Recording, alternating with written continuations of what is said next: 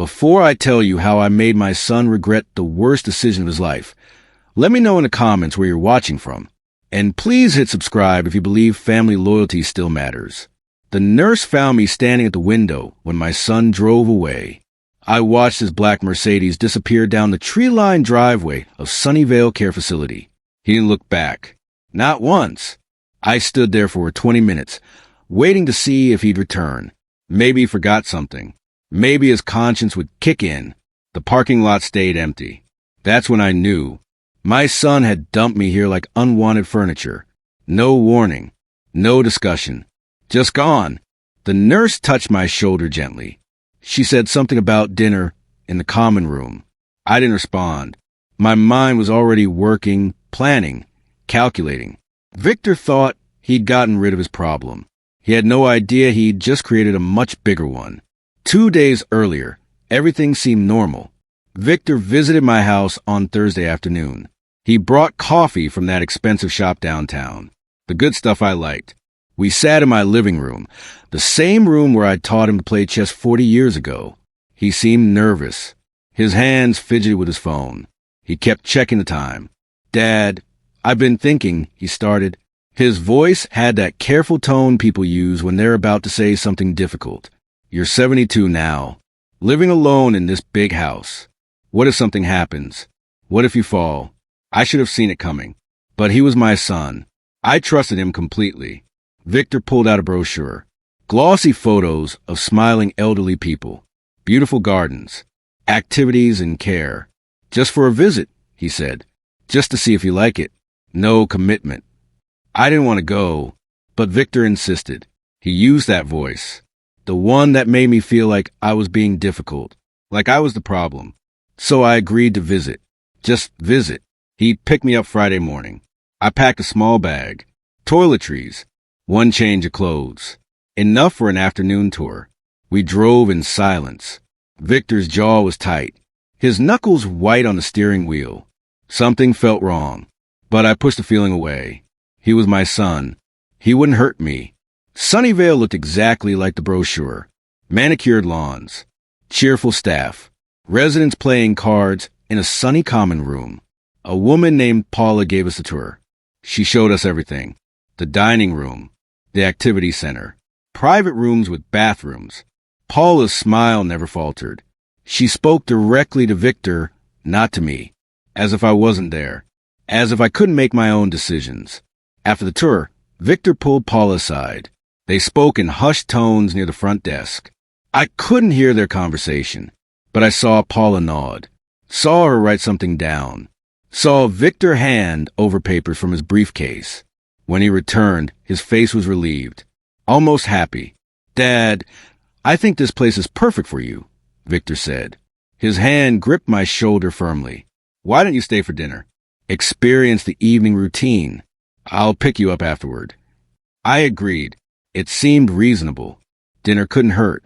Victor walked me to a private room, number 34. He set my small bag on the bed. "I'll be back around 8, he promised. He hugged me. It felt rushed, mechanical. Then he left. I ate dinner with other residents. The food was decent. Meatloaf and mashed potatoes. Afterward, I waited in my room. 8 o'clock came and went. 9 o'clock. 10 o'clock. I called Victor's cell phone. No answer. I called again. Straight to voicemail. At 11, I tried the front desk. Paula was gone. A night nurse sat there instead. "Excuse me, my son was supposed to pick me up at 8, I said to the night nurse. She looked at her computer screen. Typed something. Frowned. "Mr. Harrison, according to our records, you're checked in for permanent residence. Your son completed the admission paperwork this afternoon." My stomach dropped. "That's impossible. I'm just visiting. This is a mistake." She showed me the screen. My name, Victor's signature as responsible party, payment authorization, everything finalized. "I'm sure your son will explain when he visits," she said kindly, but her eyes held pity. She'd seen this before. I returned to room 34, sat on the edge of the bed. My small bag mocked me from the chair. Not enough clothes. No medications. No personal items.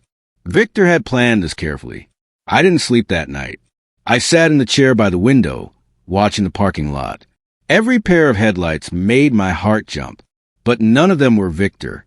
By morning, I understood the truth. My son had abandoned me. The realization came with strange clarity. Not anger yet, just cold understanding.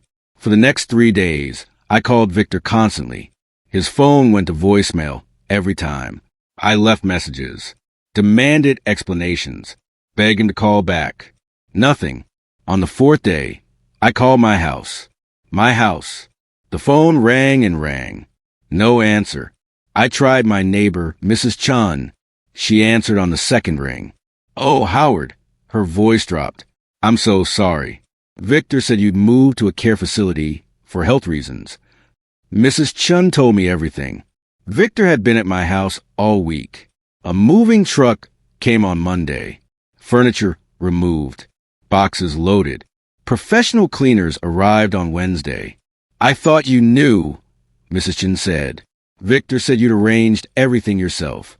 After we hung up, I sat very still. My son hadn't just left me here.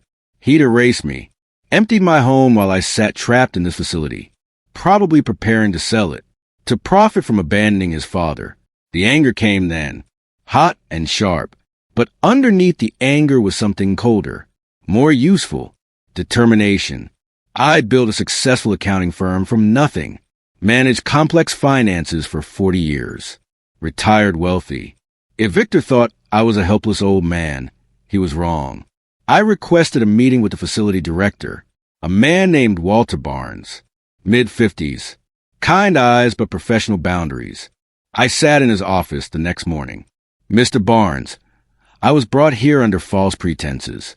I never agreed to permanent residence. I want to leave." Walter folded his hands on his desk. "Mr. Harrison, your son has legal authority to make care decisions on your behalf." He provided medical documentation, supporting the need for supervised care. My jaw clenched. "What documentation?" Walter pulled out a file. Inside were forms, doctor's notes, all signed 2 months ago. I read them carefully. My doctor's signature at the bottom. Dr. Phillips, a man I'd trusted for 20 years. The notes describe memory problems, confusion, inability to manage daily tasks. All lies. These are fraudulent, I said firmly. I never showed these symptoms. Dr. Phillips can verify that. Walter's expression softened slightly.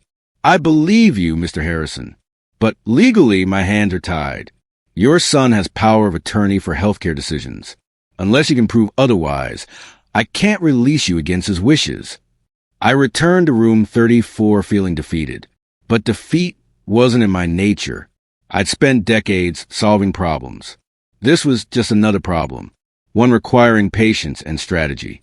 That afternoon, I borrowed a pen and paper from a nurse's station, started making lists, assets, bank accounts, property, legal documents, everything Victor might be accessing, everything I needed to protect. My mind worked like it used to, sharp, focused. I wasn't a confused old man. I was a strategist planning his comeback. The facility allowed residents to make phone calls from the common room. I waited until evening when staff was busy with dinner service. Called my bank first. "This is Howard Harrison. I need to verify recent activity on my accounts." The representative asked security questions. Mother's maiden name, first car, street I grew up on. I answered perfectly. "Everything looks normal, Mr. Harrison. Last transaction was your automatic utility payment on the 15th. No unusual activity. Small relief. Victor hadn't accessed my money yet. I called my lawyer next. Thomas Wright. We'd worked together for 30 years. His secretary put me through immediately. "Howard, I heard you'd moved to a care facility. How are you adjusting?" His cheerful tone made my teeth grind. "Thomas, did Victor contact you recently?" Thomas hesitated. That hesitation told me everything. "He came by last week. Wanted to discuss your estate planning. Said you'd asked him to review documents on your behalf." My grip tightened on the phone. "I never asked him to do that. What documents did he request?" Thomas cleared his throat. Power of attorney paperwork. Healthcare directives. Well, details. I told him everything was in order and that any changes required your direct authorization. He seemed disappointed. At least Thomas had ethics. I need you to freeze everything. No changes without me present in your office. Can you do that? Thomas agreed immediately. One small victory. But I needed more. I needed to understand Victor's full plan. Needed to get ahead of him. That night, I lay awake forming my strategy. Victor thought I was trapped. He was wrong. I might be stuck in Sunnyvale temporarily, but I wasn't powerless. My mind was sharp, my finances secure, and I had something Victor didn't expect. Time to plan his downfall. The next morning, I requested another meeting with Walter. I understand you can't release me without proper documentation. What would I need to prove I'm competent? Walter considered carefully. Independent medical evaluation. Proof that the original documentation was falsified or obtained improperly. A different doctor's assessment contradicting the current medical authorization. I nodded. Can I request an independent evaluation? Walter smiled slightly. You just did. I'll arrange it for next week. But Mr. Harrison, be prepared. These evaluations are thorough. I spent the next week preparing. Participated in every facility activity. Demonstrated clear thinking and independence. Helped other residents with puzzles. Organized a chess tournament. Made sure staff saw me functioning perfectly. The evaluator arrived on Tuesday. Dr. Patricia Foster, late 40s. Sharp eyes that missed nothing. She spent 3 hours with me. Memory tests. Problem-solving exercises. Questions about daily living. Mr. Harrison, can you tell me what day it is? What month? Who's the current president? I answered everything flawlessly. She asked me to remember a list of words. Repeat them back 15 minutes later. I recalled all 10. She asked about my medical history. I provided detailed, accurate information going back decades. When we finished, Dr. Foster closed her notebook. Mr. Harrison, there's absolutely nothing wrong with your cognitive function. 3 days later, Walter called me to his office. Dr. Foster's report lay on his desk. I've reviewed the evaluation. Dr. Foster found no evidence of cognitive decline, no memory problems, no confusion. Your mental capacity is excellent for any age. He paused. She also noted significant discrepancies with Dr. Phillips's documentation from 2 months ago. She's recommending a formal investigation. I kept my expression neutral. Inside, I felt the first spark of hope. What happens now? Walter leaned forward. I've contacted Adult Protective Services. They'll investigate potential elder abuse. But Mr. Harrison, this process takes time. Weeks, possibly months. I can't release you until it's resolved. I nodded slowly. I understand. Thank you for believing me. Walter's expression was sympathetic. I've worked in elder care for 25 years. I know the difference between confusion and clarity. That evening, my phone rang. The facility had finally given me a cell phone. Limited functions, but enough to make calls. Victor's name appeared on the screen. My first contact with my son in 2 weeks. I let it ring 3 times before answering. Hello, Victor. His voice was casual. Too casual. Hey, Dad. How are you settling in? I've been meaning to call. The lie was so smooth. You dumped me here without warning. Emptied my house. Disappeared. Silence on the other end. Then Victor's tone changed. Harder. Dad, you needed care. You weren't managing well on your own. I did what was necessary. I kept my voice calm. Controlled. I'd like to see you. Visit in person. We need to talk about the situation. Victor agreed quickly. Too quickly. Sure, I'll come by this weekend. Saturday afternoon, Victor walked into the common room. He looked good. Expensive suit. New watch. Tan and relaxed. The sight of him made my chest tight. This was my son. The boy I'd raised. Paid for his education. Supported through everything. Now he looked at me like I was a problem he'd solved. We sat in a quiet corner. Other residents played cards nearby. You look well, Dad, Victor said. His smile didn't reach his eyes. The staff says you're adjusting nicely. I stared at him, really looked at him, saw the calculation there, the coldness. Why did you do this, Victor? He sighed like I was being difficult. We've been over this. You needed supervised care. Living alone was dangerous. I made the responsible choice. I pulled out a piece of paper. Dr. Foster's evaluation summary that Walter had given me, slid it across the table. Victor read it slowly. His face paled. An independent doctor found nothing wrong with me. No cognitive decline. No memory problems. Nothing that would require supervised care. I leaned forward. Dr. Phillips's documentation was fraudulent. Adult Protective Services is investigating. Victor's jaw clenched. You don't understand the pressure I was under. The responsibility of worrying about you. His voice rose slightly. You're being selfish. This facility is expensive. Do you know what I'm paying? There it was, the truth slipping through his careful mask. Actually, Victor, I'm paying. This facility bills my account directly. I watched his face change. Did you think I wouldn't check? Victor stood abruptly. I don't have to listen to this. I'm trying to help you, and you're making me the villain. Other residents looked over. Victor noticed, lowered his voice. You're confused, Dad. That evaluation doesn't mean anything. I'm still your healthcare proxy. He walked out without looking back. I sat there feeling strangely calm. Victor had revealed himself. His anger, his frustration that I wasn't cooperating, his concern about money, all useful information. That evening, I called Thomas again. I need you to revoke Victor's power of attorney. Healthcare and financial. Immediately. Thomas hesitated. That requires you to come to my office and sign paperwork. Can you leave the facility? I explained my situation. Thomas went quiet. Let me research this. There might be a way to do it remotely if we can verify your competency. 1 week later, Thomas arrived at Sunnyvale. He brought a notary and paperwork. Lots of paperwork. We sat in Walter's office. Thomas explained each document. This revokes all previous powers of attorney granted to Victor. This establishes a new healthcare directive with alternate decision makers. This protects your financial accounts from unauthorized access. I read everything carefully. My accounting background made me thorough. Every clause, every detail. Satisfied, I signed. The notary witnessed and stamped each page. Official, legal, binding. Thomas gathered the documents. I'll file these with court today.